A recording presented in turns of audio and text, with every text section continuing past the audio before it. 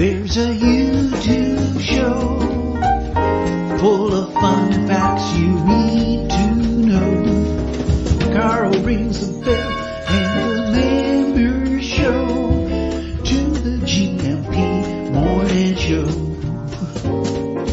Featured guests will come and they will blow your mind. The audience will do so in kind. The little vanity mixed with some insanity on the morning show with GMP.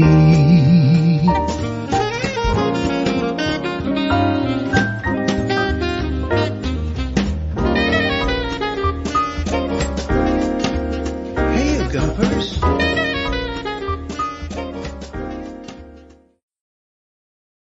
Hey, hola, bon dia, alegria, Monson. There is, as you can see on the screen, Mrs. M-shaped hole here. She's getting ready. She's in hair and makeup, and she will be joining us this morning. Thank you so much for being here.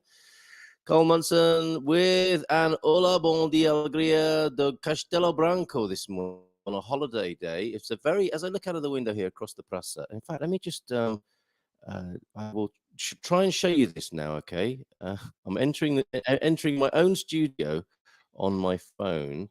What I want to do, let me turn that volume down, and I want to show you the Praça. Very different this morning because we have a holiday here in Portugal, don't we? We have. Tell me what it's like for your holiday day in Castelo Branco this morning. Very quiet, very much quieter than yesterday morning. The buzz of the city was lovely to behold and enjoy first thing in the morning. Who doesn't like the buzz of the city first thing in the morning? Actually, probably country people don't like that. Anyway, and then this morning, a contrast. People up late last night, raving and partying.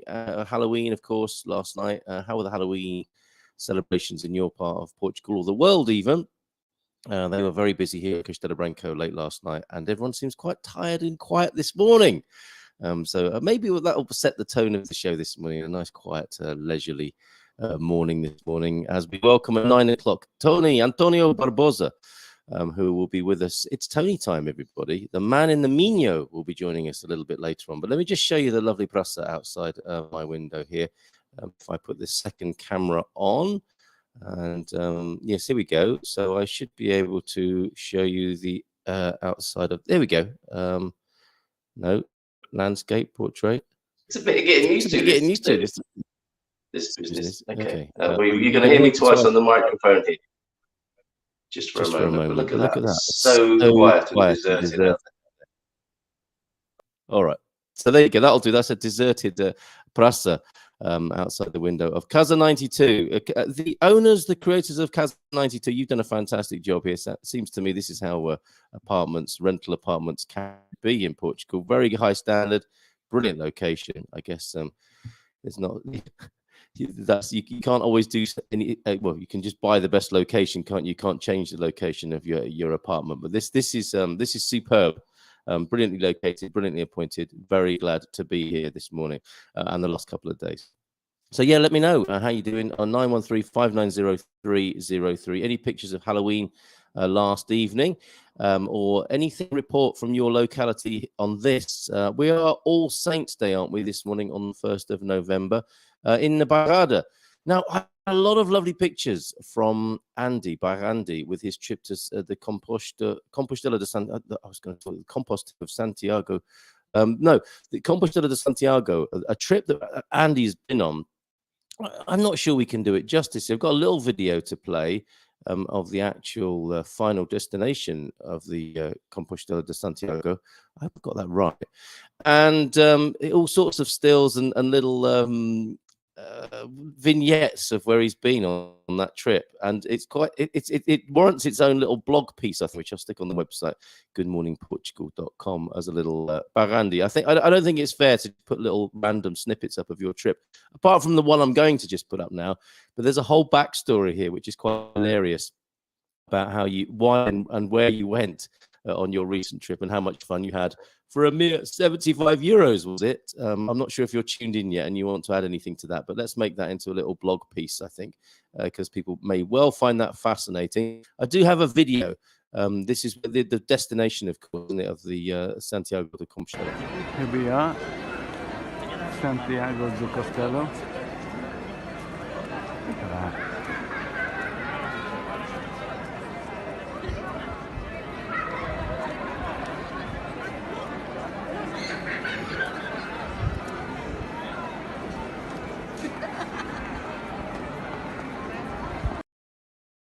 There you go. That's a lovely little buzz there in the church square, representing, I think, the general buzz of fun that you had on that whole trip there. So, as I say, we'll turn that into a piece and showcase it fully and properly. Because it's quite the story. I think there's a little TV comedy show in somewhere as well. Andy, thank you so much. And has anybody challenged Andy yet on the Gumper map? Have you been over there? If you go to goodmorningportugal.com and look for the Gumper map, under the Gumperverse tab, which is bulging and growing as we speak. Talking of the burgeoning resources and community here at Good Morning Portugal, thank you very much, Karen, for becoming a Gumper supporter yesterday as well. So thanks to everybody who's doing that, and to you, Karen, and each in their own way contributing to this community-contributed community. That's a bit of a tautology, isn't it? But you get the gist. This is a community contributed, curated, created effort here, with so much material, so many resources that are coming in, that we're all taking the time to contribute and give in our own way here. Oh, he is here and still recovering from that. So yes, I think yes, you could hear my hesitation, and I was going to abbreviate it, as Andy did many times, I think, in his correspondence with me. Santiago de Compostela, nothing to do with compost heaps. What Compostela does mean in Spanish. Okay, Mark's in. Mark, we're talking about you. Saw Phil and Lady K yesterday. Lovely to see you both. Happy anniversary. Belated. Well, I was able to wish you an anniversary yesterday, and just here sharing in the community, belated anniversary best to you and to Mr. and Mrs. Krusty as well, who celebrated their wedding anniversary on Halloween. Isn't that great?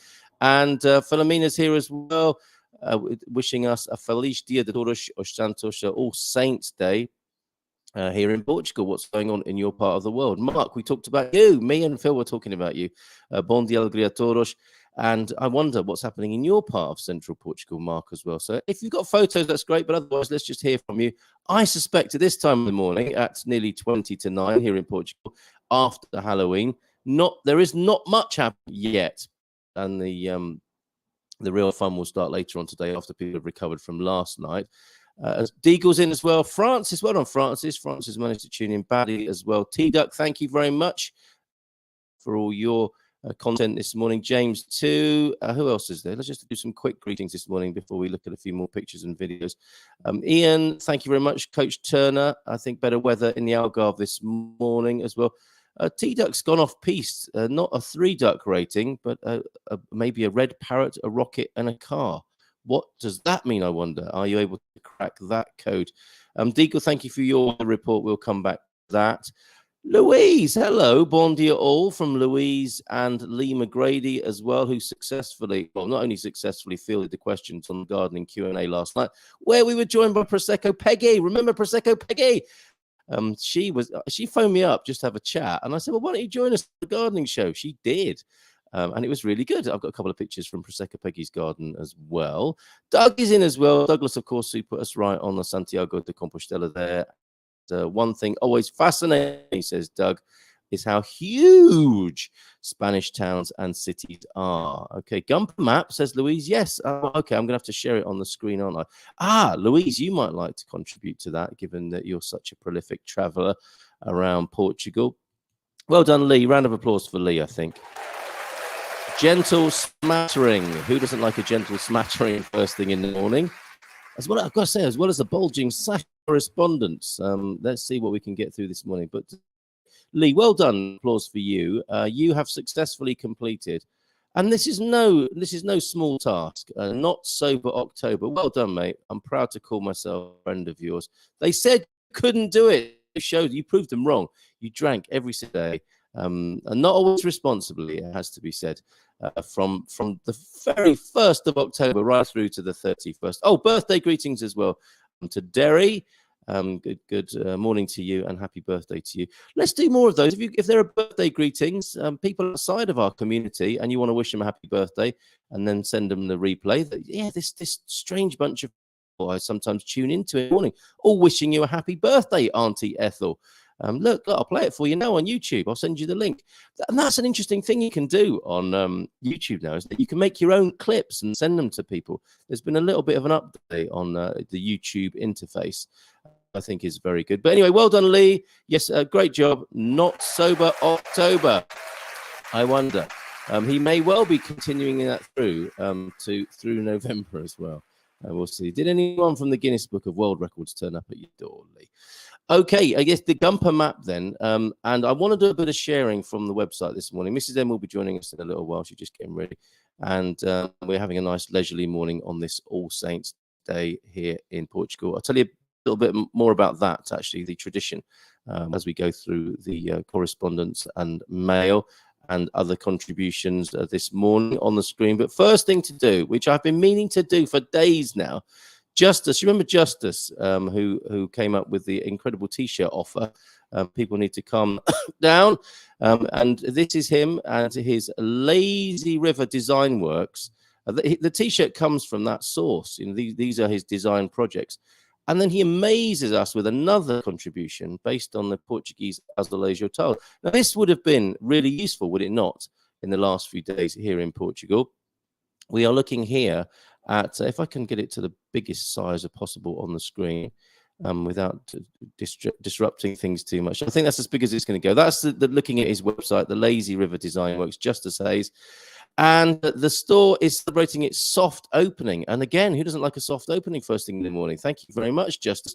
And this is if you're wondering, what is that? It's a brolly, an umbrella, a guarda-chuva there, isn't it, that we're looking at, and inspired by Portuguese azulejo tiles. So finally, I've been wanting to share that with you since last Friday. I think that's beautiful. And North American, Canadian viewers might like to grab one of those and bring it with them to Portugal if this sort of rain continues. There you go. The Lazy River Design Works, and you can find him in our Gumper news desk as well. We already linked to the T-shirt, obviously, before, which he wants to send to somebody in Portugal. If you'd like a free T-shirt with that says on the front of it, everyone needs to calm down. Then all you'll need to pay for is the postage and any import duties. And then he'll refund those anyway through a PayPal account. He just wants to test the supply chain through into Portugal. So you'll be doing him a favor and you'll end up with a really nice T-shirt yourself. So isn't that beautiful? Another part of his prolific and wonderfully, beautifully creative output. That's the azulejo-inspired guarda-chuva. Let's show a few more of your pickies and share a few of your comments before we get too lost and before Mrs. M comes in and squeezes the toothpaste tube in the middle. I think I'm going to go to chat and use the chat as a cue for some of the other pictures that we have this morning. Have I got another video? We had the Compostela de Santiago video there from Andy, didn't we? Let me just check very quickly if I've got other videos to share with you. Or was it mini images this morning? Thank you, Marcus, yesterday for your chuva face. That's a way of learning Portuguese is with facial gestures. Does anybody have any more of those? No, I think that's all the videos for now. I think the Este Complicado face, one from you, Andy. You've mastered that one, haven't you? The Este Complicado facial gesture. I think we need that. I think we're going to create our own little page of Learn Portuguese with the Gumpers with such a fine start yesterday from Marcus. Thank you very much for that. Great chat yesterday about learning the language and the different styles. Whether you just say, eu não percebo, I não sei, devagar, faz favor, or you just pretend you do understand what's going on. Two distinct types of Gumper. Oh, talking of type Gumper as well, I forgot to share this with you just recently. We have somebody called Lurker, who, if I've still got that particular slide, somebody who called themselves Lurker, who joined the screen and then disappeared again. No, I don't think I've got that anymore. But yes, somebody who created the name Lurker. Is it on this one here? On this particular slide? No, I'm not sure it is. That's a different one. If you can give one tip to get the most out of Portugal life, what would it be? Well, you're very welcome to answer that, which we posed a couple of weeks ago. But yeah, there was I took a screenshot of somebody who registered on YouTube as Lurker. Who was that, Lurkio? Who are you? Are you still here? But we've got the Gumpers, we've got the Lurkers, and now we've got a new kind of person who gets up in the middle of the night probably in North America, to have a pee break, to go to the bathroom, as I think you say in North America. And while they're up, they maybe while they're on the lavatory, sat there, they turn on their phone to see if we're on, and then they're hooked, which I think is a wonderful thought. Oh, look at this, incoming hot beverages from Mrs. M. Nice couple of hot beverages you've got there, Mrs. Thank you. I like a hot beverage first morning. Absolutely. And so, yes, there is this third kind. What do we call them? We've got the gumper, we've got the lurker. What do we call the person who gets up in the middle of the night? I think one of the early suggestions was a streamer. They truly are a streamer, aren't they? A live streamer, really, of a completely different kind. So what would you call that third sub? What are we calling that? A sub demographic of the Good Morning Portugal community here. Gumpers, lurkers, and live streamers. Can we improve on that? What's that? The night streamers. The night streamers. Okay. And as we found out yesterday, the flow never stops. That's quite reassuring when you get up in the middle of the night. Right? Okay, excellent. Mrs. M is here. Pop your headphones on and join in the fun here this morning on All Saints Day, Mrs. M, here in Portugal. Let's just give you the background on All Saints from Safe Communities, Portugal. Thank you very much. Tomorrow, November the 1st, which will be today now, the Portuguese tradition is to ask for pão por Deus, bread for God. And I think people will be seeing themselves as a conduit for that bread. Bolinhos, you might hear shouted out, which is not people being rude, but bolinhos, little bread rolls, I guess. Portuguese tradition on the morning of All Saints Day is to ask for pão por Deus, ask for the bolinho, or ask for os santinhos, blessings, right? That's sometimes what you might say to somebody who sneezed, depending on which region you live. So tell us, Philomena might help out this morning. Oh, congratulations on the metro from Miranda de Corvo to Coimbra. Is that what's happening? Did I see that on the news yesterday? But anyway, yeah, wherever you live, you'll have a pão por Deus, bolinhos, or os santinhos. On the morning of November the 1st, which is, of course, groups of children would gather. So this looks a change from trick or treat, doesn't it? Imagine that. Just asking for bread rolls. Happier, more simple times. Not trick or treating people. Maybe they do both now. But on the morning of November the 1st, All Saints morning, children would gather, and with their cloth bags, those little bread bags. We've still got those. We've got the little embroidered bread bags. They're lovely, aren't they? They would ring the neighbours' bells and say, "We come to ask for os santinhos, ask for pão por Deus, or ask for the bolinhos," depending on where they lived. What were os santinhos, the pão por Deus, or the bolinhos? Well, it was everything that people could offer. So not just the bread. Bread of God then is metaphorical, a blessing from or for God, I suppose. It was everything that people could offer: chocolates, chestnuts, pomegranates, money, candles, an odd sock from the tumble dryer, probably. Maybe. In more modern days, even a euro coin. Yes, it always comes down to that in the end, doesn't it? The neighbourhood the neighbourhood round would start by 9 in the morning and end at lunchtime, midday, or 1 o'clock when they want to go home and eat it. All right. Hope that you'll still have children coming round tomorrow, maintaining this tradition alive where you live. Well, that's a lovely thought, isn't it? That's if you're not sick of kids banging on the door last night. Well, I remember when we first came to São Martinho de Porto. Good morning, by the way. Good morning. Hello. We went and had a really lovely lunch in Alcobaça, and the kids were small. We just arrived, so this is like 5 years ago, and there were kids coming in and out of the restaurant asking for the blessings, and our kids couldn't quite work it out. Was it trick or treat? It must have been this, right?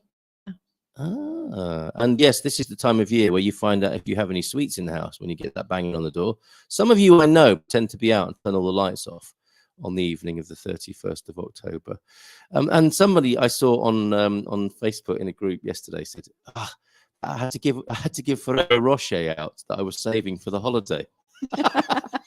So then they said, I've got to pop back down to Aldi. They thought they got themselves a bargain at Aldi for Thanksgiving, presumably. Box of Ferrero Rocher, and then to crack them open to give to the kids who are knocking on the door. So well done you, whoever you are. Well done to the kids. Yeah, and well done you kids. Can you imagine that, getting a Ferrero Rocher trick or treating? Might actually be like one of those tastes that they don't quite like. Ferrero Rocher, like cabbage and beer and cigarettes.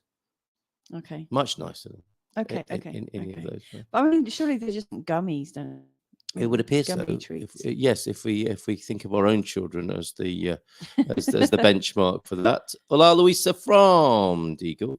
Oh, hello. Good morning. Luisa and Carlos here this morning. Lurker image has been sent as well. That's cool. And let's go start then before you start squeezing the toothpaste tube of chat I'm in the going to middle. be squeezing straight at you. Oh, thank you very much. It's nice to be sat next to you.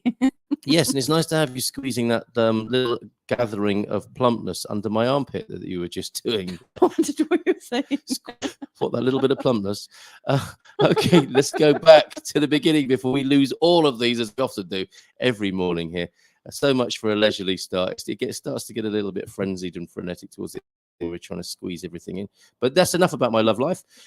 Ian Turner, Coach Turner, Bom dia todos. Heavy rain here yesterday, flooding the roads, which turned red from the washed off soil. I think it's going all over Portugal, isn't it? Heavy rains causing a little bit of damage to the roads. A much better forecast today, so a beach walk later. Nice one. And your God Squad tip of the day then, Coach Turner. Thank you for these. 10 days of training every day. I really feel the difference. How many people go on holiday to train? He's a legend, isn't he? I'm a bit extreme in what I do. Yeah, no kidding. Yeah. But it's shown that a little exercise every day can bring big benefits. Give it a go. Little every day is the way forward, isn't it? As we're discovering there. Thank you, Coach Turner. And James with a Como va todo.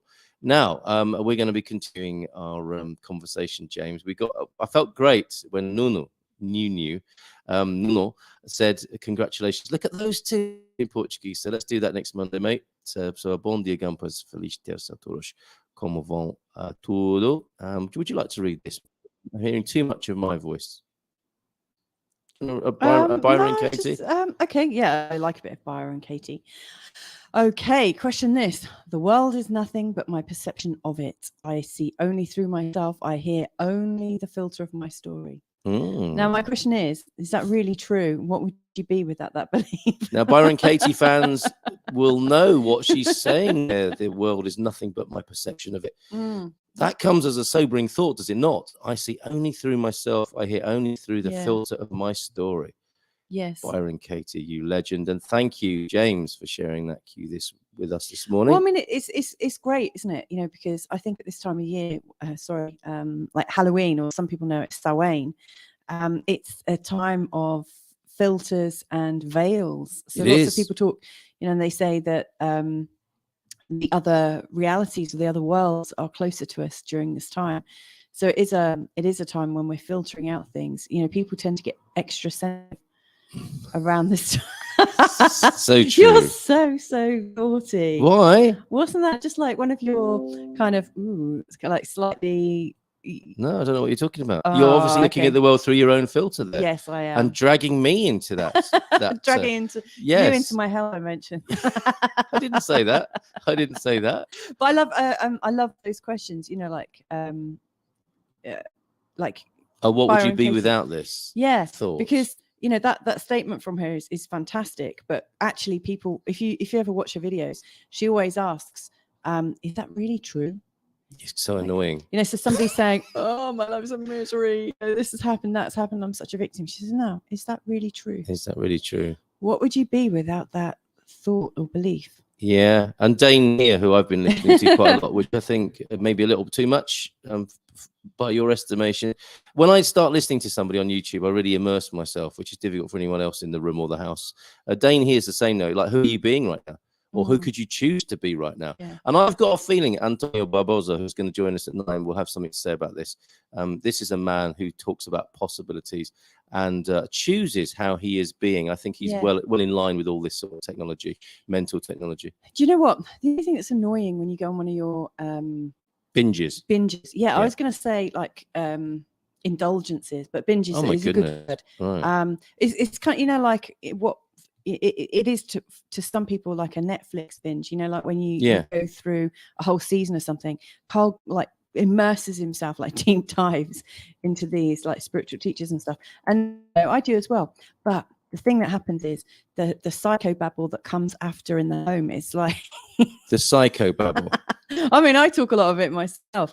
That's so beautiful. All of a sudden, our whole world becomes your new worldview for about 3 or 4 days. And then after that, it kind of just melds back. So we have this kind of change. It's a bit like dialectical theory, Hegel's Hegelian dialectic. Oh I my think it was God! called, where you have 3 minutes to 9 on a Tuesday You holiday. You have a thesis. If you imagine like the pendulum of thought swinging around, Who doesn't like?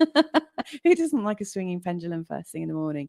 But you start with a thought, like a founding thought, and you go to the opposite thought. In fact, you can see this in politics, can't you? And that's the antithesis. I thought I digressed. and then what happens is, as it comes back round, you get the synthesis. Yes. And that's what happens with us. Oh, okay. Yeah, so, after the binge. After the binge comes this kind of equal, and after the binge comes the whinge. Yes. Yeah. And not the minge. I know that's what you say. Let's move on. She's so naughty, isn't she? And I think this is what you're talking about, Dave and Debbie. But yes, the minge, I guess, is probably what I should have been saying, because after the how's that? You got the binge, then you got the singe, and then you got that coming together at the end. Hegel never thought of this, did he? No, I think he did. He might have made a bit more money. Yes, Dave and Debbie. Oh, it's so nice to have you here. Good morning. Love the new show format from sunny Santa Rita, how lovely. Near Villarreal de Santo. We've got Sant Antonio. He's joining us in a few minutes this morning.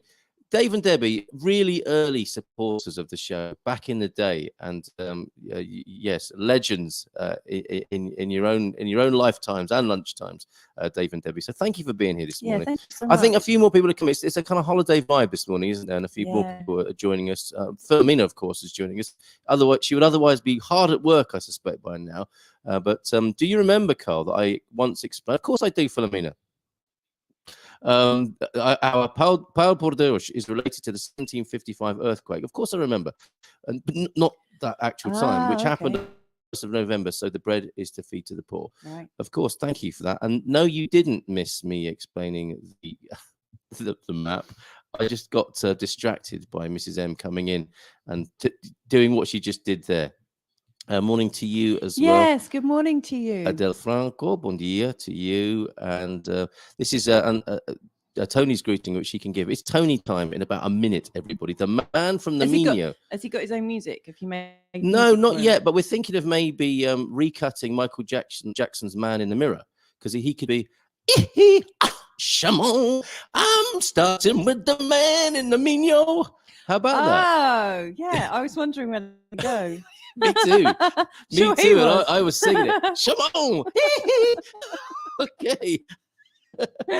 You won't have been expecting that. Before we forget, we do have that Gumper Lurker slide. Thank you very much. Oh, you know what? Lurker. What? Since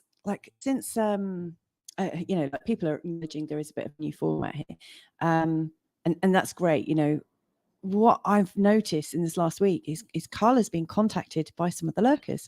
I say some. Is it 2 or 3? Lurkers are coming out. So people, and a lurker is just, it's not a great name. I think we can maybe better than floater, but not quite as good as Gumper. Maybe like the silent supporters, who watch the show. Nicer. They watch it and they love it, and it's part of their morning or afternoon or evening, whatever floats your boat, wherever you are in the world. But they love it. They're part of the community, but they never reveal themselves. No, like this one here. They, just like Lurker on the screen. Somebody actually took the trouble on YouTube to call themselves Lurker.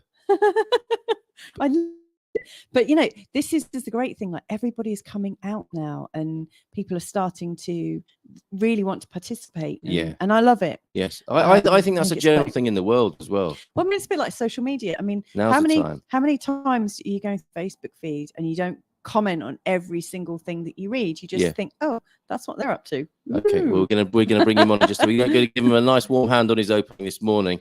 Is that a herbal tea or just black tea? Because a lot of people are saying, who are watching, whatever she's having, I want one. What is that? It is a weak black tea with honey. Okay, all right. And who doesn't like washing with floater? I think that's a Portuguese washing soap brand, isn't it? Okay, without further ado, it's 9:01. Let's bring onto the screen the man in the Minho. Shalom, Antonio. Good morning to you. Bon dia. Hello. Bon dia. Hi, Mrs. M and Mr. M, Carlito. Hello, everyone. You guys make me laugh already early in the morning. I love that. We're so glad. That's what it's all about, isn't it? And we're off. You and me are often giggling, Antonio, when we have a chat. Mrs. M might say, "Who are you talking to on WhatsApp?" Oh, it's just me and Antonio just having a bit of a chat on WhatsApp. How are you this morning? And how's All Saints Day in your part of the country? What happens up there? You know, I think, Carl, now that I think about it, today's really our day. You and all, you know, because we're all saints. It's All Saints Day. So we're saints. as sometimes, you know, from this may be like, you know, we're Mrs. M sometimes, and the conversations that I've listened to and everything. We got to be saints, right? As men. And so definitely it's our day. But here, but here, you know, it's, can you here is characterized by people going. There is a slight, there is a bit of a delay, and we will get used to that. It's like just talking on the phone to your relatives in Australia or whatever back in the day. There's a slight delay that we have to manage here. Got it. Just realized. And what's Sorry, I've just. That's the delay I'm talking about, where both people start talking at the same time. So, I'll shut up. Antonio, you go ahead. No, I was going to say today is characterized by people going to visit their loved ones at, you know, cemeteries, and also here in the north there is a big market, a fair that for All Saints Day. It's like 2-3 day celebration. So, and it's a nice sunny day. So, hopefully, a lot of people be coming in. Wow, and that part of the country, of course, if in case people didn't read the sleeve notes this morning, you are our man in the Minho. You're talking about real estate, real life. This is the first of your appearances here. You have a monthly residency now, because it's going to be so much fun talking to you from that particular perspective of the north of Portugal and your experience in real estate, and of course your great love of Portugal. Where exactly are you, and could you give us just a little taster of why it's so cool to be up there in that part of Portugal, Antonio? Sure. You know, I have roots here, okay, Carl, and anyone listening. And I could be anywhere in Portugal living. That is the truth. But not only because of my roots, but because, Carl, it really is one of Portugal's best kept secrets. You know, when you talk about the food, the you know, the people, the wine, but also, you know, I have all the best of all the worlds, you know, the ocean side, the countryside, the riverside, the mountainside. I'm close to Spain. I could just walk over the bridge, you know, that's how close I am. I have 2 bridges I can walk over into Spain. So what more do you want out of life? You know, you can. I love that. That sounds so exciting. You know, like having 2 cultures just side by side. How do they blend? Yeah, do they overlap and blend much? It's a great micro economy. Okay, it's really important, especially for the regions of Valença, Vila Nova de Cerveira, Monção, because the Portuguese really, you know, they welcome the Spanish. And you know what's curious? The Spanish will come to Portugal, the Portuguese will go to Spain. They'll go to Bayona or Vigo and other parts in between. But it's a nice mix. It's a micro economy. And so it's a lot of, and the language pretty much the same. The Spanish will never speak Portuguese. The Portuguese will try to speak Spanish. That I could tell you. But the Spanish, no. You have heard about this. Yeah. And then I'm guessing you have like lots of people buying some of their things in Portugal and some of their things in Spain, right? You know, like petrol in Spain or gas booze bottles, in Portugal cigarettes. Or whatever. Yeah. So how is does that work? Yeah. What is you? I think you described it as an, didn't you? What could you tell us a little bit more about that economy and how that works and what the benefits are, I suppose? Oh, you know, I don't know who's right. Some would argue that the things are cheaper. Things are cheaper here. The Spanish say they come here because of the food. Okay, definitely. I would probably agree with them on certain level. So definitely things are cheaper here when you basic things, you know. But the Portuguese go there for definitely without a doubt. In Tui, which is the neighbor village, city rather, in Valença, definitely the petrol, the gasoline, the diesel. Yeah. It's like they have like a 20% discount, right, on the fuel and stuff. And it's for one, it's already cheaper, but then you even get a 20% discount on the pump. And just, like, for example, they make these baguettes, okay, these rustic breads that, and there's certain things that you can't go without, and the Spanish, I think, have it in a way locked down where they enjoy, they have that afternoon time, the siesta, right? I think it's cultural, the siesta, or like after work, they'll have that little get together and have the beer, like, they go to a pub or something, hang out or have a coffee, etc.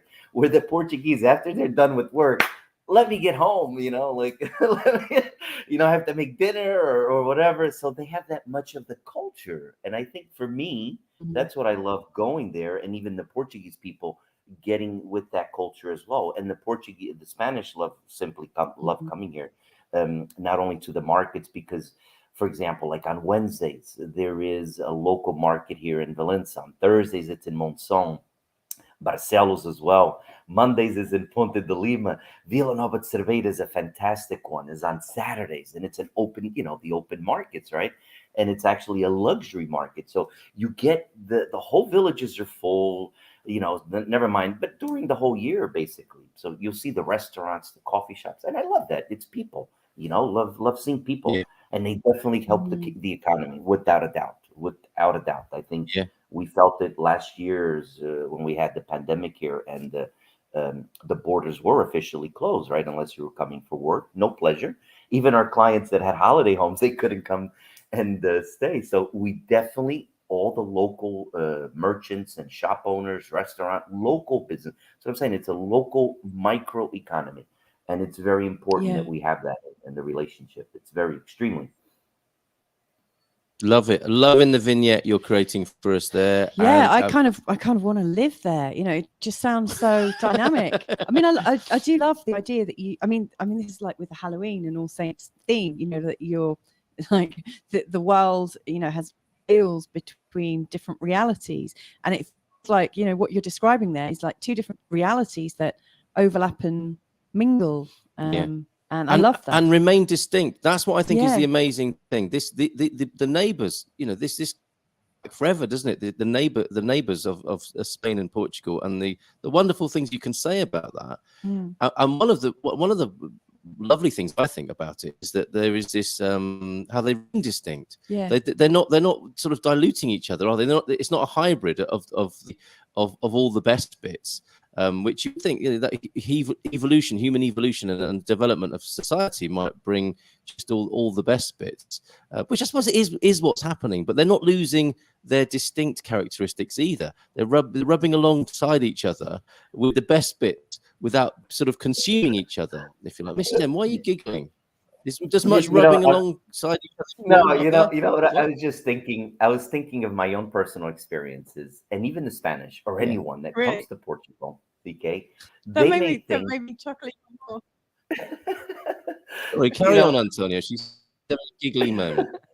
And you know what I always say to people, even the Spanish or anyone, whether you're British, American, doesn't matter, Brazilian. This is from my personal experience. Portugal is not going to change. Okay, you are not going to change Portugal. Okay, but Portugal may change you, and that's the difference. Whereas it can make you more calmer, more loving. Portugal will definitely change you, but you're not going to change Portugal. We have our own identity and culture, something I've been learning the last 20 plus years. And the truth of the matter is, even the Spanish, when they come, they don't speak a word of Portuguese. They're not even going to try. We're the Portuguese people. When we go anywhere in the world, even if we go to France, we're going to try to speak a little bit, a little bit of French or English or Italian. We're going to try to emulate the language or try to speak it. That's how Portuguese people are. They're welcoming. So when we go to another country, we feel like, okay, let's try to blend in and fit in. Whereas most people, when they come to Portugal, no, I'm just going to speak English or Spanish or whatever. That's fine. But sooner or later, you're going to have to change, because Portugal will change you. And that's what it is. And I think people, as they come here, that's what they really love, is that we have our own culture and identity. Yeah. Oh, and I think people will be excited by that proposition, by that observation. That is so brilliant. And I think maybe it is how the two countries look at each other. Because again, it's like man in the mirror. These are like the people in the mirror, aren't they? You look across the border and you see your reflection. You see another human being, but with a different set of characteristics. And you think, you know, they don't try and speak our language.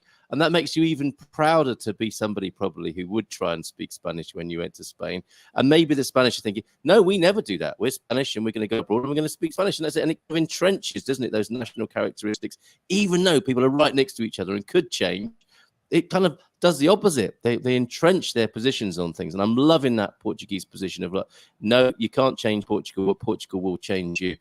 That should really be adopted by the Portuguese Tourist Board, I think. And I think people are having a little quiver of excitement as they are here in Portugal, that they will change by the culture that they love, and there's little chance of them changing it. That's a fantastic debut, a fantastic start, Antonio, our man in the Minho this morning. It's Tony time, everybody.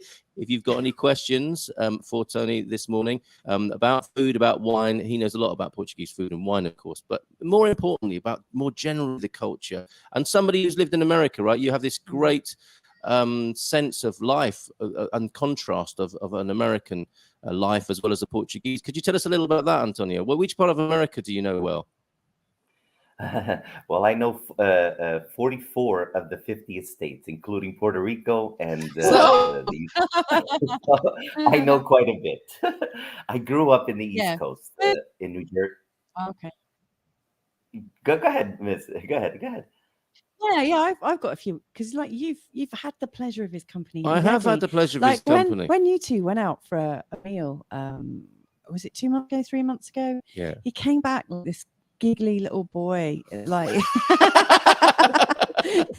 the waitresses said that as well at the restaurant. I think get a room. I have that effect. I have that effect on people. I have that effect on people. He had such a lovely time. It's such a lovely photo of you two together.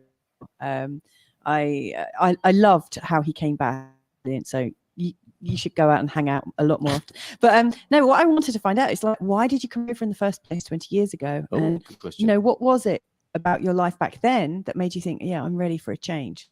Sorry, I want to kind of dive deep. She's digging deep. There's that photo. If you look lovely together. I'm getting the photo of our meal, Tony, while you answer that.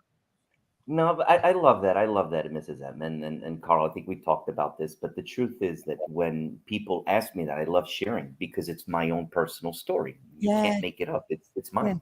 Yeah. So it really is. I used to come as a little boy. Okay, you had no choice. Your mom and dad would bring you to Portugal, right? My sister as well. You had no choice, so you had to come. School is over there in the U.S. Was it to visit grandma? Yeah, and also to the family. It was during the summers, every single summer. We would have to come to Portugal. There was one winter, I think it was, that we came. It was a bad winter, but I remember. Oh, long stories. There's so many stories, like I said, but we would have to come. It was mandatory. They're not gonna leave you back in the U.S. So school finishes, and I would come here with them. Later on in life, then it was me that brought my little niece here as well to visit grandparents, right? And so what happened was when you were a little kid, and here's the funny thing that at the time I really didn't like it because you want to stay in the summer, go play with your friends in the street, like this is like, no, I don't like Portugal. You didn't like it, but little did I know I would develop a second set of friends and family during the holidays.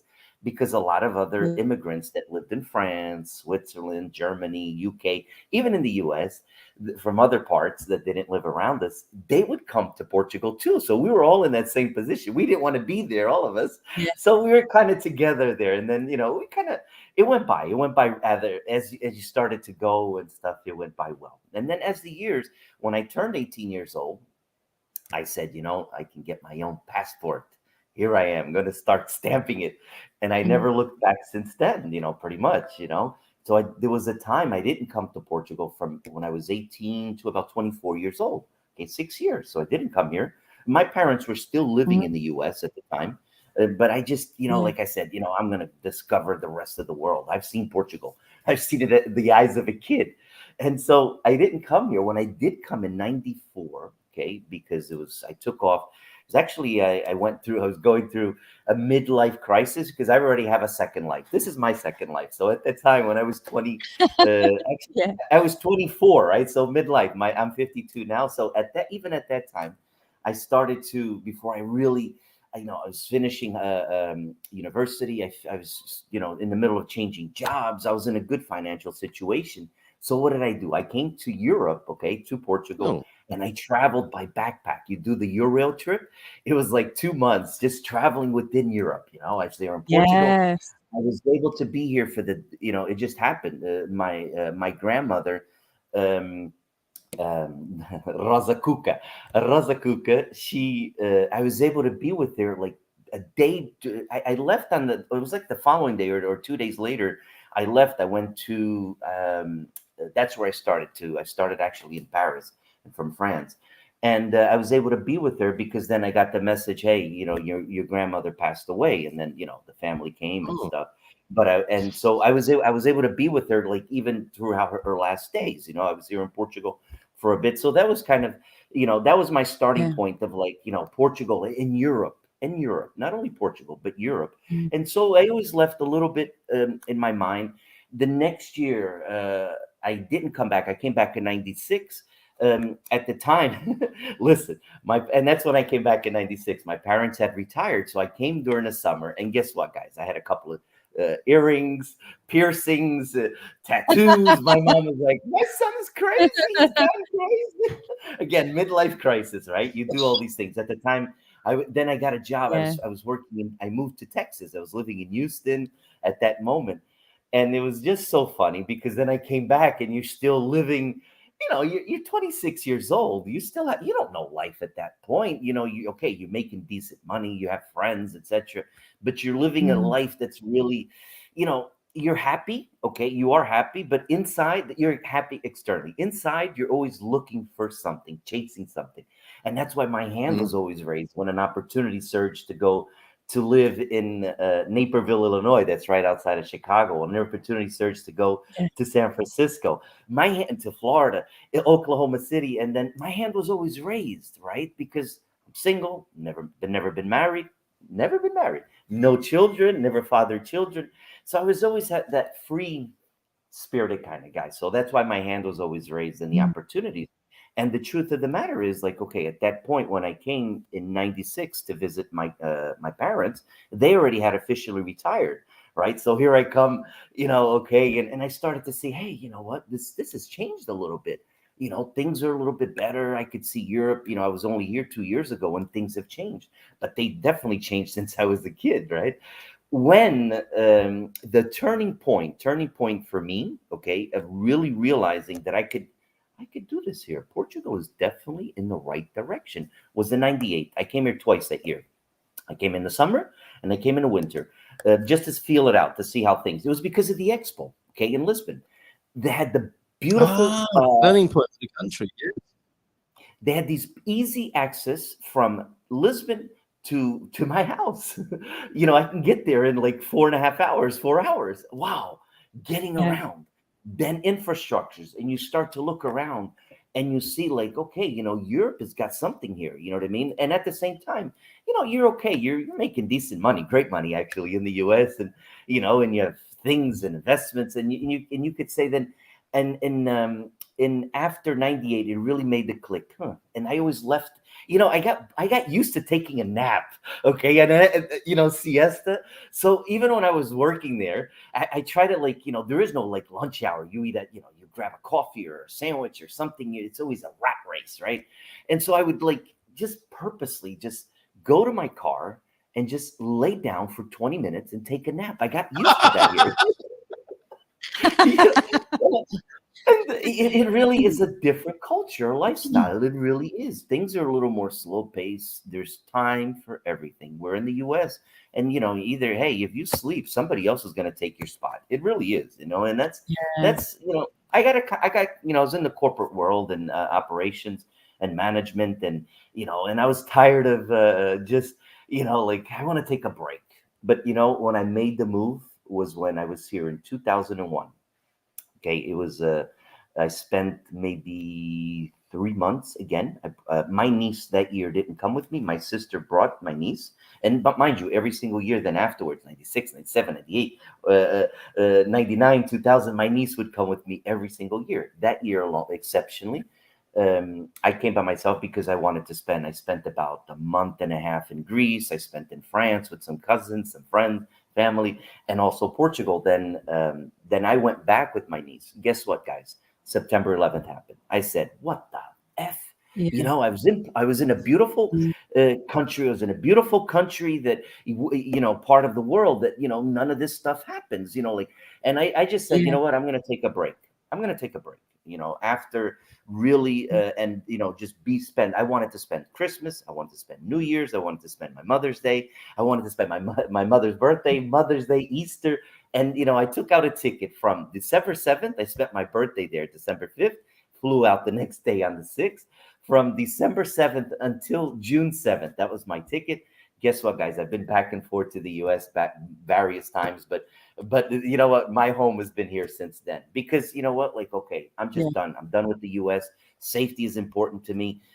Being around my family, the ones that I love, etc. That's what's important for me. And I said, I'm going to take a 6-month break. 20 years have gone by, and you know, then real estate fell, and you know, like, there's never been happier. You don't have to chase anything anymore. Things come to you.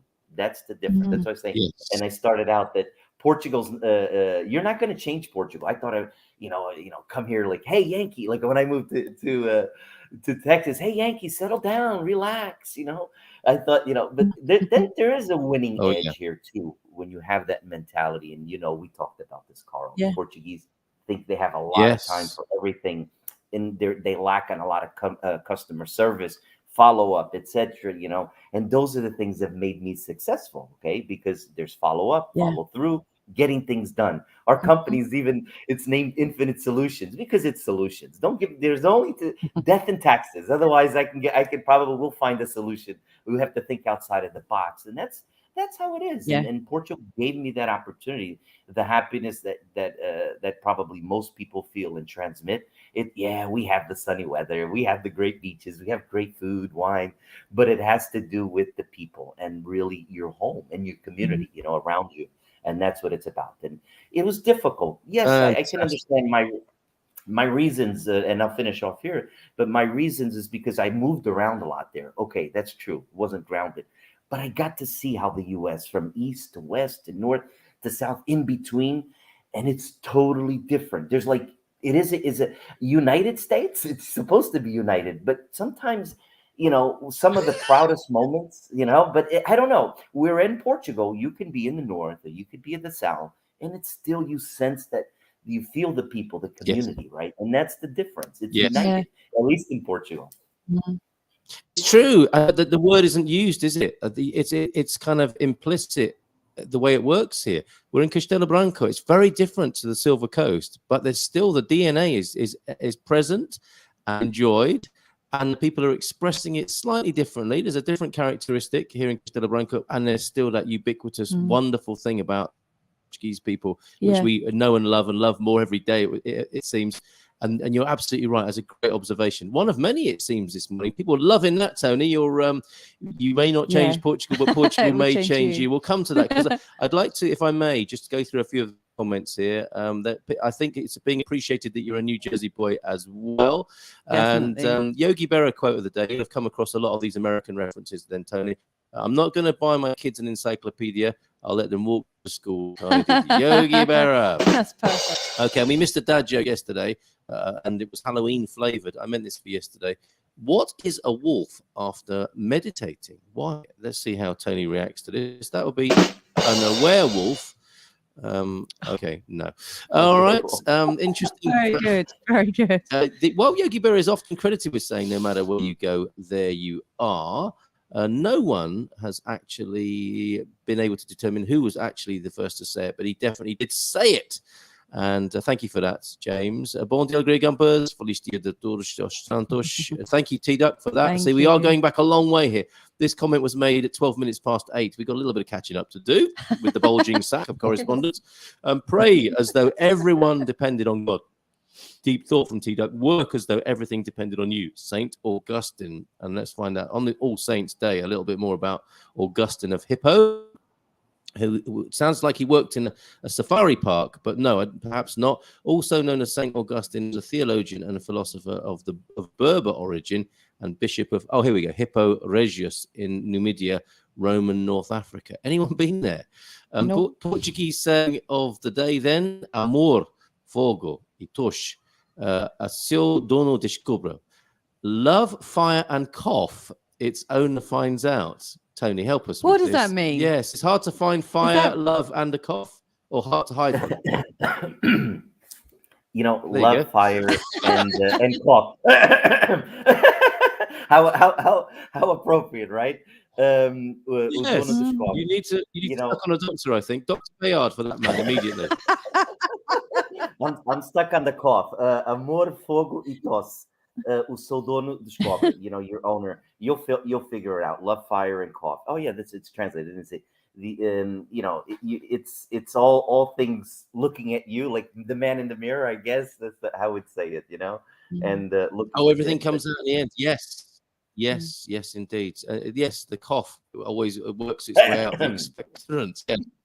All right. Who knew then as well, today in Portugal, Dia de Todos os Santos is a national holiday. In the morning, families head to flower shops to buy seasonal flowers before going to the family cemetery. As Tony said there, Portuguese children, as we've also touched upon earlier, celebrate the Pão por Deus, bread for God tradition, going door to door where they receive cakes, nuts, pomegranates, sweets and candies. And of course, it is nut and pomegranate time of year, very seasonal as well, which is fantastic. Let me star up those dad jokes because we'll put Tony through that before the end of the show. Tony. Sorry about that. Baddy, in Iceland, would you believe, Tony? My son is all moved into our house in Saya. That's such good news. Blessed are the cheesemakers in Saya. Electricity is connected and water, and only waiting for the internet connection. Now, for our return, happy days. Baddy, it's good management of that situation. You got your son to do it all, and you should insist at the top of what's his name? Maslow's hierarchy of needs. Internet connection must be on, or you're not coming back. Yes. You could make deal breaker there. Baddy, that's so brilliantly managed, delegated beautifully. Bondi and Gumbers from a dry Belfast, awful rain yesterday. 3/4 of an inch. Just over, it makes all the difference, just over 6 inches. Mike, stop it, Deagle, in October. Mild 11 degrees today. Bon dia from Francis. Bon dia, hope all are well, lurking and are working. Yes. This morning in Ireland, says Deagle, it's a religious feast. All Souls. All day tomorrow, All Saints Day. Thank you very much. And in Northern Ireland, no holiday, but Republic of Ireland is a holiday. So that's another reason to cross the border, isn't it? Mark, great to have you here, Mark. We'll get you on the show soon. Phil was suggesting we should do it. I said he's been on before, but we'll get him on. It'd be nice to hear from you on a regular basis and check in with your wonderful progress as you document in your blog, Mark. If you want to put the link to that in the comments, please do. It's a real contribution to Feliz Dia de Todos os Santos. Thank you, Philomena. Thank you for being here. Very quiet in our neighborhood this morning in our bairro. The cafe opened 30 minutes later than usual. That is a holiday for a cafe owner, isn't it? That extra half hour in bed. Bless him. I've met that guy. What a lovely man he is. And it was a pleasure to meet him in your neighborhood there. Mr. and Mrs. Duck. Carl, enough blue in the sky to patch a hole in a sailor's coat. It's going to be a nice day. Get out. Enjoy Casa 92. Will do, mate. Sarah's here as well. You're a hoot, Sarah. We found on Friday. Why is nom de plume? Because remember, like if people have like a fake name on YouTube, they may well just want to be called nom de plume rather than their real name. I once got bawled out by somebody by calling them their real name. You did, didn't you? So let's, for the purposes of this exercise, we'll call them Sarah. It may or may not be their real name. Yeah. But why? It's nom de plume in hospital. What somewhere happened? Near Kansas. Are you okay? Yes. Are you okay? Let us know. Yeah. NDP there. We've got a lot to get through here, Tony. We will come back to you because we want to know about the real responsibilities that you talked about, but I think there's a few comments aimed at you as we get towards the end of nicely aimed at you. Absolutely, in a good way. The bulging sack here, but Santiago de Compostela we were talking about before. Well, yeah, excellent. And Andy is still recovering from that trip there. So good to have Louise with us. And we'll do the expats 50. Oh, sorry. So giving away everybody's cover here this morning. Like that smash button. Yes, why not? Very Misty says solo 50 plus. Yeah, sorry, because I got it round the wrong way.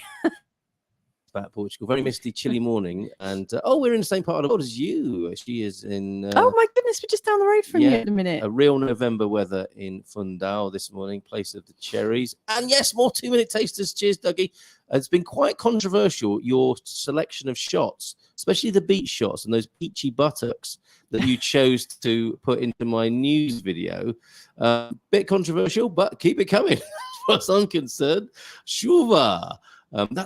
That's yes. My apology about aubergines, eggplants in my messages. I think also you should steer clear of peaches as well as eggplants. I don't know. I don't really want to talk about it any more trouble than I've already caused here. Shuva, but yes, use your imagination. Could be used suggestively. Like imagine a fig cut up. What does that look like? Stop it. Be still, my beating heart. Chuva, a tempo de camisa. What's that shirt? Shirt time? Is it a tempo de camisa? What's he talking about there, Tony? A tempo de camisa. It's time for a shirt. Portugal has so many things, that I don't even know. I mean, the little, how do you say it in English? Quotes, right? Idioms, I suppose. But I guess it could also be a camisa. A camisa could be many things. Not just a shirt, but it just means probably not to get wet. That's basically what it is. Okay. Bit like the eggplant, be used in many ways. Bon dia, our time change is next week, so 2:00. Hope to see you on the 3rd. Yes, Suze. I think you want to know what the view is behind Tony there. She said, wow, what a view, Tony. What is that behind you? What I was going to try to, I don't really do a lot of StreamYard, so I didn't have a lot of pictures in the background. But the one that I had, because I could take it off and it's just, in my office. And it's a big white wall behind. So I figured, let me put something beautiful about Portugal. And you know what? The truth is that I wanted to put something about the Minho next time. Next time you'll have a view of the Minho River, etc. But this is in the Algarve. This is Praia. This is in Lagos, around the Lagos area, Praia de Dona Ana. Right, which shows your reach. I mean, I did mention that your property focus tends to be in the north because that's what you know and love. But you cover through your network, you cover all of Portugal, of course, probably all of the world, in fact. Ian, you have enjoyed the action at the Algarve. You saw our friend Colin there as well, whose brother was racing in the Autodromo gathering. There, Coach Turner, thank you. Deagle, this is profound. This will be only our rivers run free, we pee on demand. Is that an Irish saying? It's not one I'm familiar with. Enjoying the day on the wall-mounted TV. It's like being in a TV studio here. We like it as well. This is our last day here at Kazi 92. Hook is real. I go to bed at 2:30, just at your start time. I get hooked. Then I VC stay up till 4 a.m. when your show ends. This is amazing. Nom de plume NDP. I'm hooked, not a streamer, an avid wee hours watcher. So wee hours, that's another reference to those peers and live streamers. I guess you could say some get up for a wee in the wee hours. Yes, exactly. Yeah. Yes, we will work on that. Jean's in as well from New Jersey, Tony. Hola, bon dia. Feliz terça-feira. And we always give out, this is for trick-or-treating, I think, we always give out cream corn. One piping hot ladle for each child.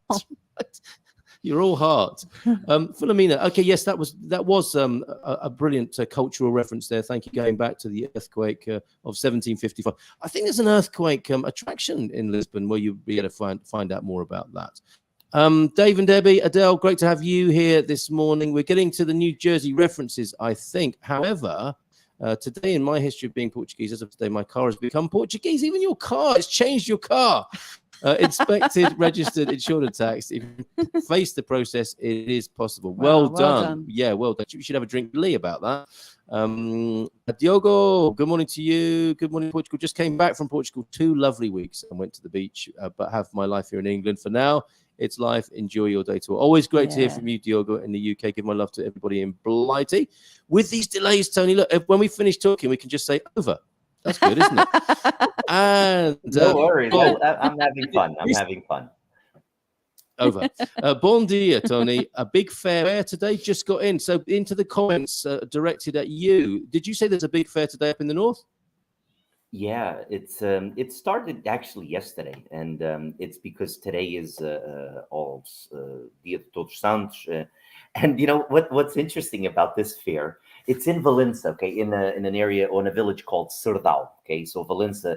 So and today with the sunny day, talk about like just too many people. I'll be staying clear away from there, at least maybe till the best time to go is last night, and that's when you see the people rolling in, and you have some sandwiches, and you have the local wine, and people are setting up shop. And so here's, and they have it in Trás-os-Montes as well, okay, where these two big fairs, outdoor markets, I'm sure they have in Portugal, but these two are the most famous that I know of here in the north. And what happens is, if you buy something today, you could bring it back tomorrow to exchange it. So for whatever reason, El Dia das Trocas, like you buy it today and tomorrow is El Dia das Trocas. It's exchange day. So definitely, but it's all about the excitement and the wine and the food, the locals. We have San Martinho coming up, right, on November 11th, the day of St. Martin. So definitely, people are getting ready for that, and so that's what it's all about. And it's a big area it's a big they have that every 15 days, every 2 weeks. There is an area that is designated for that. Okay, every 15 day, it's the second Sunday of every month. Okay, it's a normal traditional outdoor fair, but this one is like a fair like no other. It's like people wait a whole year to go, and and even myself, I see some friends there every once in a while. So, but it's all about the people all around, the energy. Yeah, I'm trying. I mean, thank you so much for that, Tony. And I'm sure Bob and Viv, who were with us yesterday morning, will head over that way. This is useful. This is two birds with one stone. This is our Gumper map that Louise was asking about earlier on, and this is the region we're talking about here. I think where I'm about right, aren't I? That that latitude it's here. a little further up. Towards Spain, Villanova de Cerveira. You see the river. I could see it there. Villanova de Cerveira, Minho, and where you have Villanova de Cerveira. Yeah. Zoom in. Yeah. You have the river, Vigo, Valence. I think I saw that there, right? Mursa. No, you're right. You got to go further north. It's northeast. You imagine the Atlantic, okay. right? Yeah.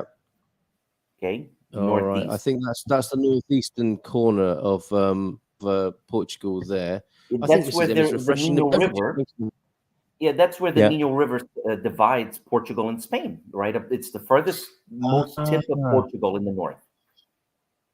Okay, superb. There we go. I think that's it there. And there you go, Louise. And what you can do with this map, and hopefully people will do that. If I just go down a little bit onto the map, you can see where Andy has been very busy putting up meetups, Gumper points of interest, and events that are happening. That explains what the Gumper map is, and it's interactive thanks to Sarah Yerman in our community who created this. So yes, do put these things up, because we were trying to research garden festivals yesterday, and it's very difficult. Tony, what's this about? Why is it that the happenings, the events in Portugal are so hard to research on the internet? Portuguese people they know it's on. They don't bother sharing the information, do they, with the wider public, right? Have you noticed this? Yeah, it's about word of mouth, and it's locals, right? And people that discover it, like they come back. It really is. There's no social media for the markets and fairs. Well, I guess in your local, here's the thing. If you look on Facebook, there's a lot of communities, right? Like whether you have Valença or Villanova de Cerveira, or whether you have in São Martinho do Porto, they have that local stuff there all the time. I'm sure they post it. And so your local little communities, each single one will for sure highlight those events. That's true. And if people do want to extend that, when you find something on your local social media, do please add it to our Gumper map. That will be a real service to other people who are struggling to discover these things. Although that said, I mean, it is nice to wander about sometimes, isn't it? And chance upon a massive fair like the one you've talked about, and no idea it was going. All the locals know it's going on. They don't need to advertise it. Then you find it one fine day wandering about. But maybe, yeah, you might want to do us the honor of sticking it on the Gumper map for us there. So yes, thank you for that question, Bob, who's up in your neck of the woods there, Tony. And Pete as well is in. Good morning, Pete. I hope you had a great weekend, Philomena. Pete's got some interesting observations as usual, like this. Portuguese in this region, the one you're in now, Carl, of course, in Castelo Branco, takes on quite a Spanish twang. I've noticed that. I was writing about it, and yeah, there's a noticeable Spanish influence in Castelo Branco, and I think Spanish people love coming here. And you love being, is this what you're known as locally, Albi Castellans? There, that's interesting to know. Thank you. Andy visited a mercado in Tui in Spain, and Antonio mentioned on our trip this weekend. So they've been there in the last few days. All the Portuguese on our coach piled out and filled up on caramels, toffees. Who knew? So that's a thing then. Spanish toffees, by the sound of it. The cultures enjoying each other's particular specialities there. That's brilliant. And Susie's glad to be here learning about the North. Thanks to you, Tony, a Northern girl at heart. It's Suze, one of the many people falling in love with the North. And are you noticing this phenomenon? You know, we of course, we've talked to Vitor Costa on the show here. And we're seeing Bob and Viv, who were with us yesterday morning, fell in love with the North. There's something going on, isn't there? I think so. You know, it's one of Portugal's. I can never get tired of hearing it, and people just don't know what they don't know. They think of Lisbon, Porto, the Algarve, now discovering the Silver Coast there, São Martinho de Porto. The Minho region is by far, for me, one of Portugal's best kept secrets for a variety of reasons. You know, you don't have, it's still one, it's still very affordable, okay, in comparison to other markets, everything, you know, not only about real estate, but just the quality of life and cost of living. The villages are not so crowded. They're big enough, but not overly big enough. I mean, I always say you could take the boy out of the country, but you can never you can never take the country out of the boy. You know, I'm just not a city folk. I've gotten used to it. And I've lived in cities in New York City where you have 11 million people, more than Portugal. But there's just something about there's always a place to park your car. There's always a place. Yes. I sometimes, you know, I mean, I don't know. I can't think of, probably, you know, I get flustered. I go to Viana do Castelo, which is probably the biggest city up north here. I go to Vigo, which is a pretty big city too, as well. And they're small cities by my standard of where I'm used to. And just all the traffic and people. And even when you go to the area, to the market there, that's why I say you'll see so many cars and stuff. And I'd rather just see green, you know, and the farmlands and the countryside. It's a smaller pace of world. You know, the biggest crime here you can commit, Carl, is probably stealing your neighbor's chicken. It really is. You know, that's the biggest crime. And so what happens if you do that? I mean, that's big news, right? Locally. Then your neck is cut off. No. You know, on a Sunday morning, right? On a Sunday in the morning. village square. Yeah, but I think that's that softer pace of life that really, there's a sense of community here, and I'm sure in all of Portugal for that matter, but especially when you're here, even in the interior parts of São Martinho de Porto, Coimbra, even in the Algarve, Alentejo, goes without saying, every single house will have its own little plantation of potatoes, your tomatoes, your garlic, your cabbage, etc. You know, you have all the wine, right? They make this, the Minho region has its own exclusive wine, right? Vinho Verde, right? The softer wine. Oh yeah. The Alvarinho wine, just so you know, guys, you know, sometimes people wonder if I'm in real estate or if I'm in travel or wine or food, because I really don't talk a lot about real estate. You know, we haven't talked. And so, but like here in the Minho, we have the wine grape variety. It's called the Alvarinho, which is one of the most noblest wine grapes of Portugal, you know, of the world for that matter, you know, and it's just we have it all. We really have it all. And more people, I would say, like, we've been getting a lot from a lot from Northern Californians, because the Southern California, they're not going to give up the heat. They want the heat, right? They want warm all year round. But even but even a lot of our British clients, and even when you mention Iceland, okay, Iceland, we've helped clients from Iceland, from here in a small little village. Really? Now they're living in Porto. We have clients from all over the world. And what's basic here is, and that they're looking for, is that you have a sense of community. Okay, for one, they get involved. Their neighbors, they're helping their neighbors. Some they're helping them plant the potatoes. They're helping. Then they're bringing the potato. They're exchanging, and even the families. People sometimes they live, the younger generation. They live with their grandparents, their parents, or they're bringing up families. So there's that sense of community, and you have that in the small. You only find that in the smaller little villages. I'm not saying the city doesn't happen. It's beautiful, but there's a different element when you have space, and people respect that, and you're not crowded on top of one another. So that definitely helps. And I think people don't know what they don't know, but they're discovering it, and still is a best kept secret. Yeah, and we talk to Americans who's we're like, why when you have these beautiful, for example, Colorado landscapes, why would you give that up and come to Portugal where the scale is smaller? And it's like, well, it's lovely, but there's something extra. There's something here in Portugal that we really have fallen in love with. So we have this resonance of the big country, plus I suppose the love and the heart of the small country, if you like, as well, as a lovely hybrid that people seem to be being attracted to. So definitely a northern phenomenon going on, and Antonio will be here every month, and we've still got a quarter of an hour to ask questions of the man in the Minho this morning. I think we're going to get in trouble if we do cover the Michael Jackson tune. Yeah, should we not go there? No, I don't think you should. Right. But we will find you a theme tune. We do need a theme tune for you. We'll wait for Tony time. Kate's here. Morning, Kate. Bon dia, Luis y Carl. How you doing, Kate, this morning? St. Catherine. And back to the comments then for you specifically, Tony. And the thing you said, I think that's going to be another one of those, be Portuguese about it. One of the phrases that stays with us now. People loved what you said. What a great saying. You can't change Portugal, but Portugal will change you. Bob echoing that. I love that. Says Bob, you aren't going to change Portugal, but Portugal may change you. Remember where you heard it first? Antonio Barbosa here on the Good Morning Portugal show. Bob also loved Valencia, which I thought people were saying wrong. I thought they were talking about Valencia, but it's Valença, of course, that's connected to the north of Portugal there. And yay, New Valença Jersey. do Look at Minho. this. It's Valença do Minho, of course. Because you have Valença do Alentejo as well. So Valença do Minho. Of course you do. Okay. Be careful. They're a long way apart. Don't put the wrong one in the sat nav.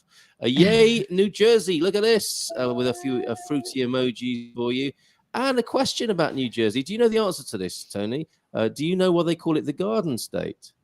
Of course, because it's a garden. When you're traveling on the roads, it's a lot of flowers. It's like a garden, and it's small. The roadways are actually not bad to drive, and because it is, you see, it's actually there's a sunshine state, right? It's Florida because of the sun. You have the big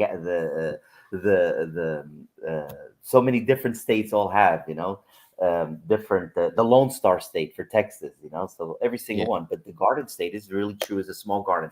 And if here's a little fact for you: Portugal is about the size of New Jersey. Okay, and I know Jersey well. I mean, I grew up there. I'm an alumni of Seton Hall University in South Orange. I lived in Newark, grew up with the Portuguese neighborhood, right, with all the Portuguese people. And definitely then, having when I worked in New York City, getting easy by train to Penn Station or in Newark and New York. But I spent many summers as a kid as well, sometimes in the Jersey Shore. Love it. There's the one bar comes to mind, the Tiki Bar in Point Pleasant. So the shout out to all my peeps in Jersey, Jersey boy, a Jersey in the house. Somebody will know it. Somebody will know it. With the Guidos and the Guidettes, that was my time, Carl and Louise, for sure. Do you know what a Guido and a Guidette is? No, go on. What's a Guidette?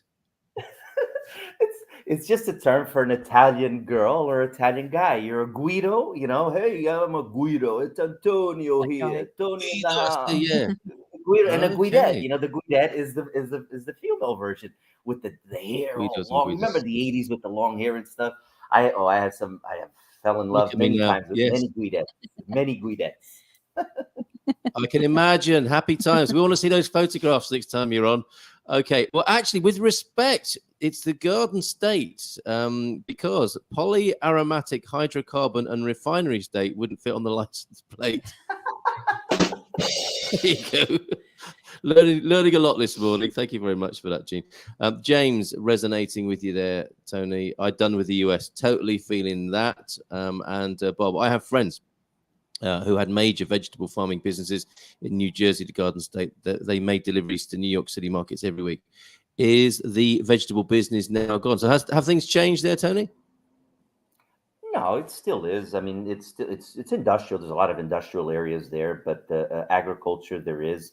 Agriculture is more in, especially towards the areas of like when you're going to Pennsylvania as well. There are, but for sure, you know, Jersey grown tomatoes. You know, that's a brand to bring to New York, right? So, tomatoes.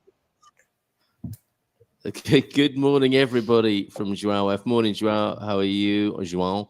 And I think saying the word cough is like a sneeze for Tony. He's such a legend. So a new legend. Well, you were a legend before you came here, but you are now a legend within this community. This morning, it's official. It has been declared. What's this? This is a strange. Piglets. What? Hiya, Pete. The piglets look darling, although very active. That's kind of random, but glad you were able to share that this morning, Victoria. And thank you for your lovely pictures, which we'll credit or blog about, of those Braga-made Brazilian pots, terracotta pots last night. These days, houses are more profitable than corn and tomatoes, especially the closer you get to New York City. Of course, that would happen, wouldn't it? That phenomenon there. So some nice talk about New Jersey this morning, as well as Portugal and the north of Portugal specifically, with our man in the Minho here. There's the Gumper Map link if you want to get on there and do something with that. Hi, Tony from Joao F. I love that picture of Praia da Donna, and he recognized that straight away. Look at that. As a child, I spent lots of summer holidays there with my parents, and later had some of my best holidays times with my friends in Lagos there. So happy memories. Thanks for that, Tony. That area of Lagos, okay, for people that don't know, okay, in Portugal has different sceneries from north to south and in between, even the Azores, okay, the Madeira Islands, okay. I was just on a phone yesterday with a buyer looking to move to the Azores. Azores, like a mix between two different countries. Imagine the Hawaiian Islands and Ireland mixed together, okay. It's that beautiful. No wonder it wins every single year the World Travel Awards for best tourism destination, right? So, but Portugal has its own scenery. The Alentejo is characterized by the small rolling hills with the olive groves, right? The Minho, where it has the mountainous and even the central part of Portugal. The Douro has its own. Every single region has its own identity. You know, Lisbon, the Sintra, the Algarve. It's characterized by millions and millions and millions and millions and millions of years of what nature has done. And there's a beach there, like, for example, this is just one of them. There's one of my favorite beaches. It's actually, if you go, guys, go there on St. Valentine's Day. Praia da Marinha. It's Lover's Beach. Taken at a certain angle, there's a beach, right? Or the cliffs form a heart. It's one of the most, for me, it's one of the most beautiful. Okay, São Martinho do Porto has its own, like the biggest. If you look at it, we have our own seashell, right? There's no other places like that. So Portugal has so many identity regions, little nicks and crannies, small little beaches. Praia da Ursa, that comes to mind. Like everywhere. Like even in the river beaches, right? There's so many river beaches too. In the central part, even the Tejo, and this is just one of them. But Lagos, I was going to say, that area there, a Ponta da Piedade, which is the most western tip of Portugal, and extending around o Cabo São Vicente and Sagres, leading up to the southwest Vincentine coast, right? The Costa Vicentina, the Vincentine coast, and the Alentejo Southwest Natural Park. That is probably one of the most beautiful, unspoiled areas of Portugal as well. You have like Praia da Odisseia, you have small little villages there, etc., where it's not like the Algarve, where it's a lot of buildings and everything overdeveloped. No, it's still traditional Portuguese with that beautiful scenery that you see behind me, just continuing all the way up to Lisbon, up to the Comporta area. So it's without a doubt one of the most beautiful regions of Portugal as well. And I love to visit there. Ponta de Piedade, Tony, Lagos. we love hearing you waxing about Portugal. It's so nice. I think you should. There should be. Well, you do make the occasional video, don't you? And your social media postings are fantastic. Which brings us on to the question. Well, Louise says yes. That sounds like my kind of place. I think that was with particular reference to the north. But she also asked a question so people can see you speaking so beautifully about Portugal on social media and elsewhere. How do people get hold of you, Tony, and how do they connect with Infinite Possibilities, please? Well, that was a solo 50 plus. Okay, so how do you, or anyone gets a hold of me? But you know what? You can invite me to dinner or lunch. Yes.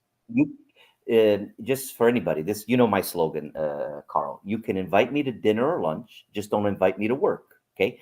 You can anytime. Just don't invite me to work. And I love it.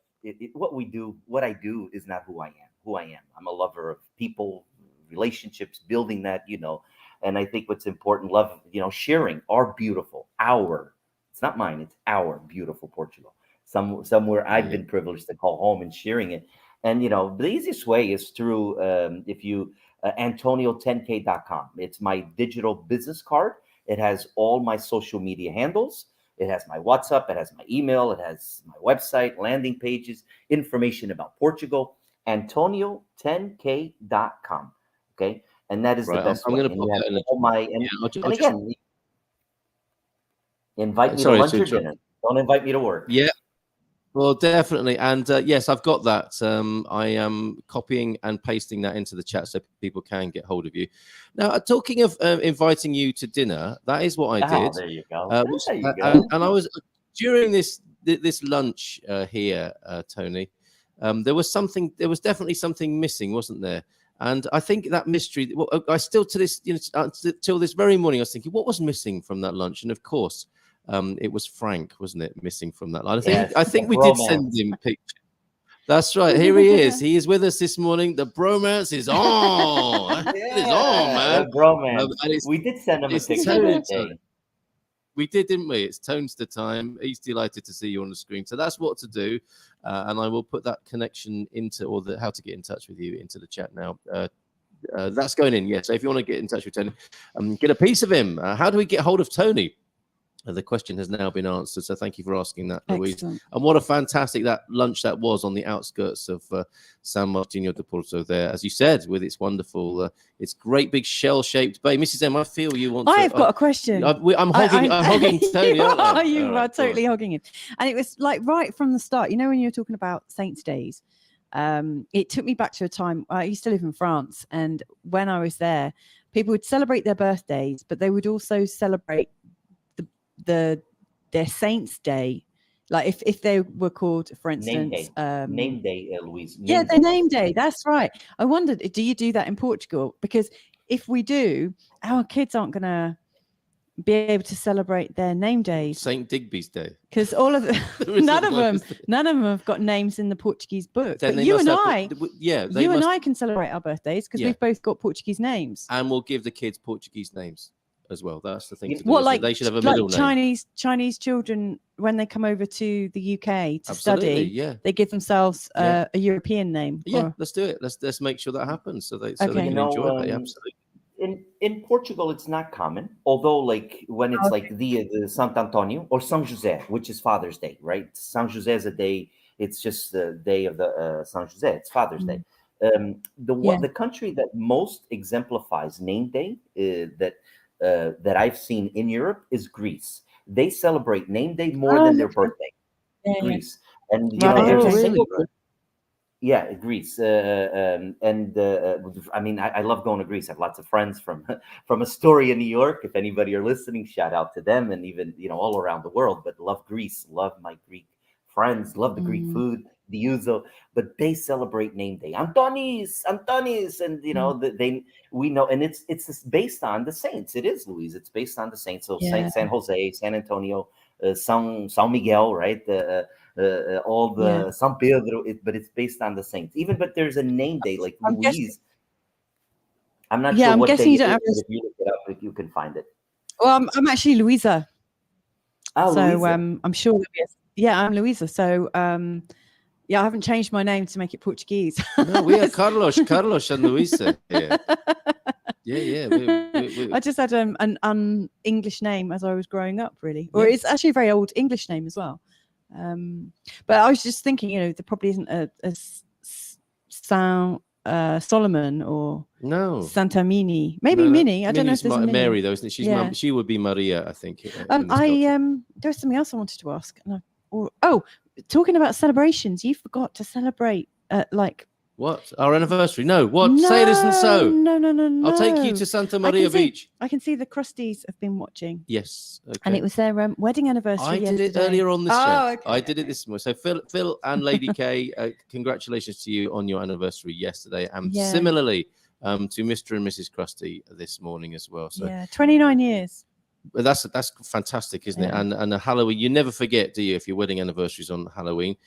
Tony, the Minho region is the bomb. Says Krusty there.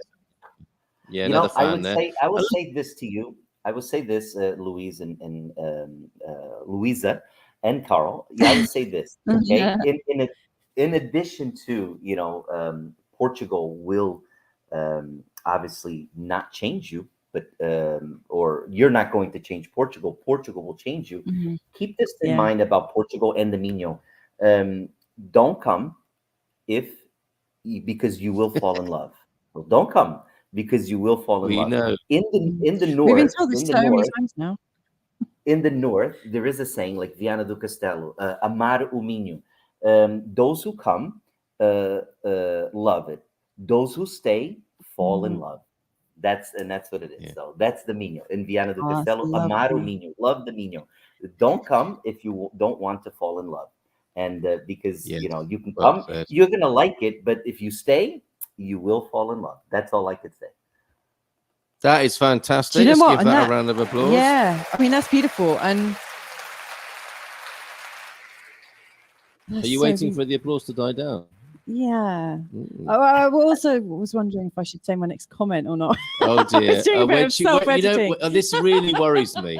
I mean, she worries me anyway as a co-host. But then when she pauses to think, should I say this or not? You know that something very. No. I think it's such a. Don't. Like the first thing I want to say. Yeah, come on. No, I want to the first thing I want to do is absolutely appreciate Antonio, what you've done today, because not only have you helped all of us feel more in love with Portugal, but you've also extended it all the way around the world. Like your whole story, everything you've been sharing has just actually tied in so many different regions and countries around the world, and it's helped us all, really feel that love vibe. But the thing I was thinking about when you said,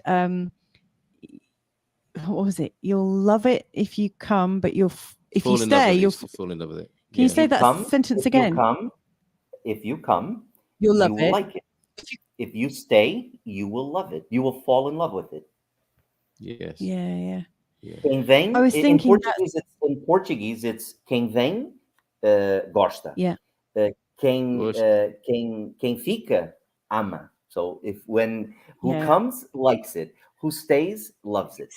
Loves Amar it. o Minho. Yes. Love the Minho. Yeah. I love it. Excellent. That could be for all of Portugal. That could be for all of Portugal.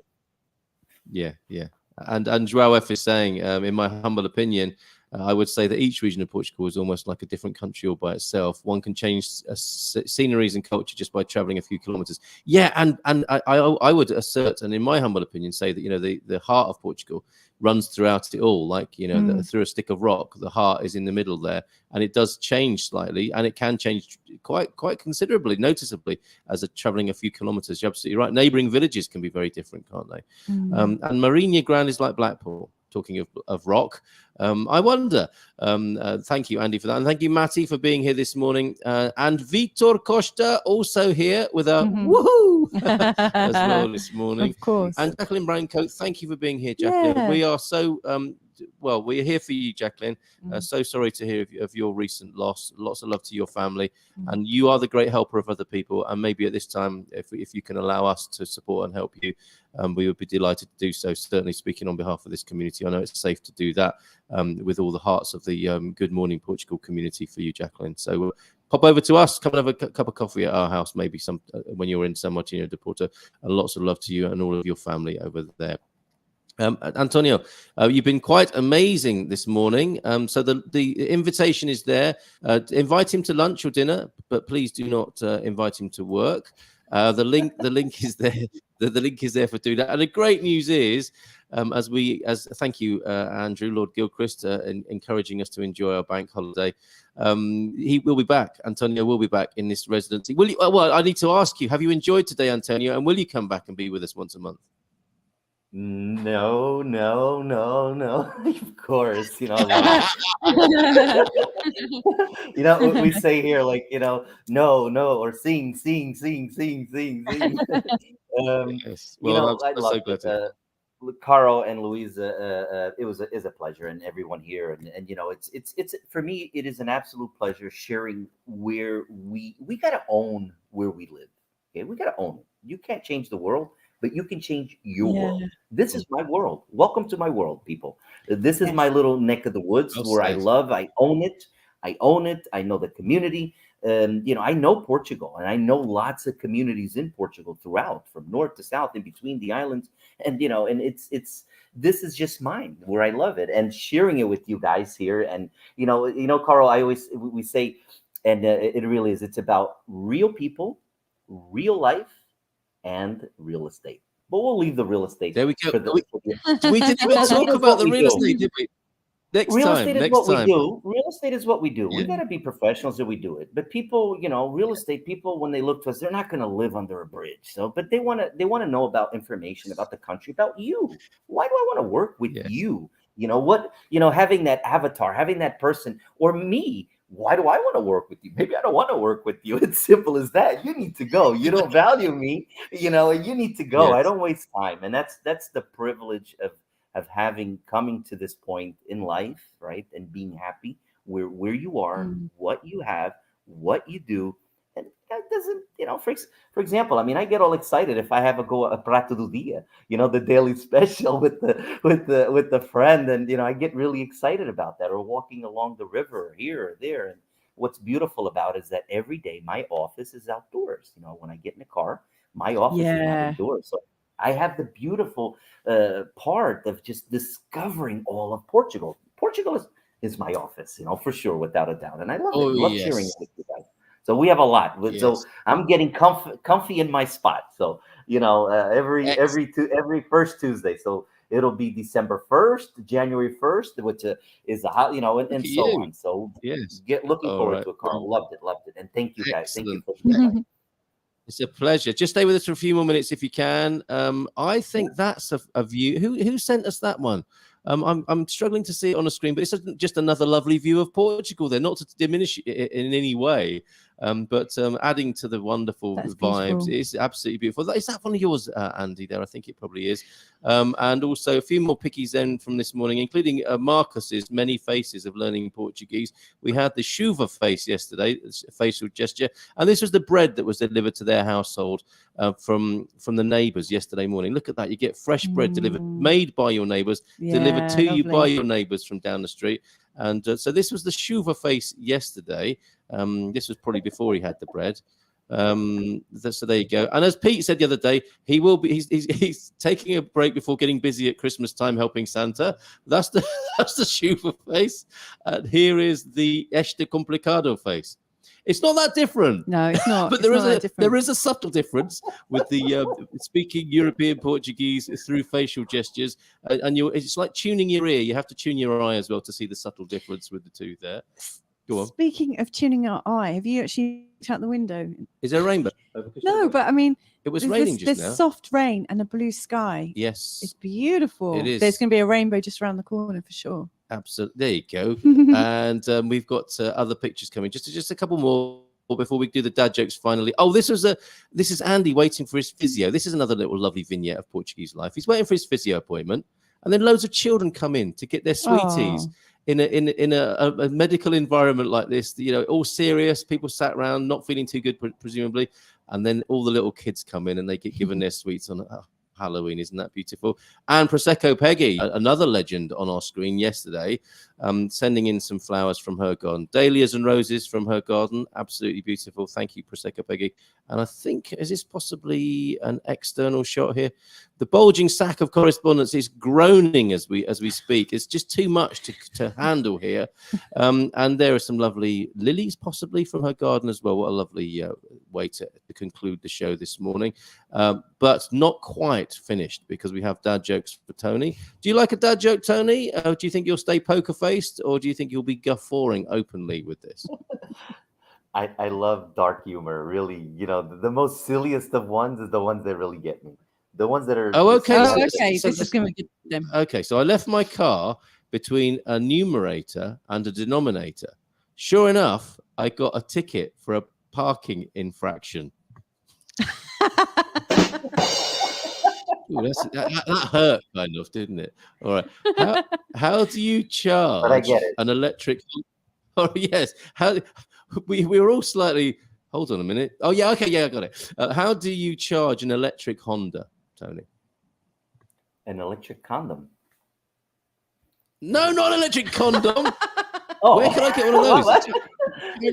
Chinese shop. Oh, an electric car. Oh, okay, car. And I was like, okay, how do you charge an electric? Oh, just okay.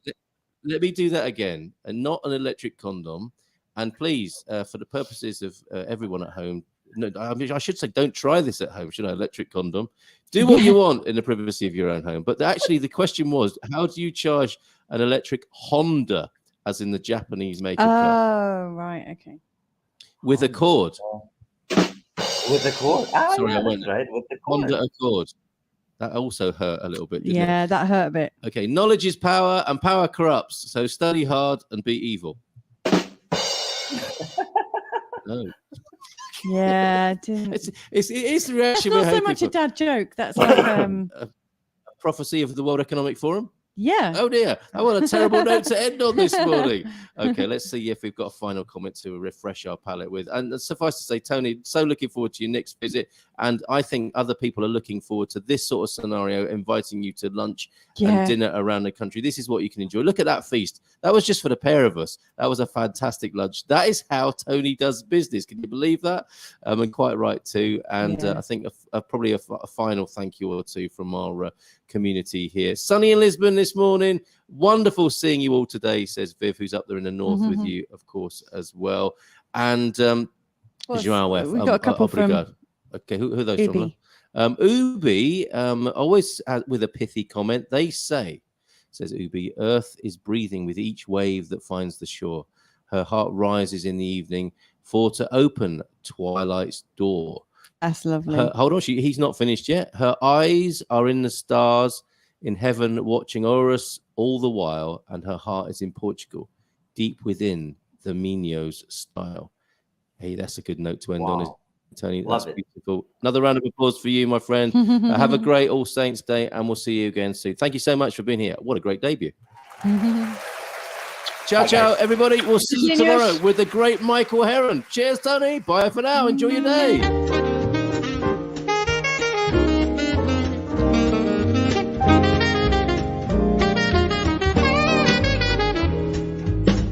In Portugal, there's a YouTube show full of fun facts you need to know. Carl rings the bell and the members show to the GMP morning show. Featured guests will come and they will blow your mind. The audience will do so in kind. The little vanity mixed with some insanity on the morning show with GMP.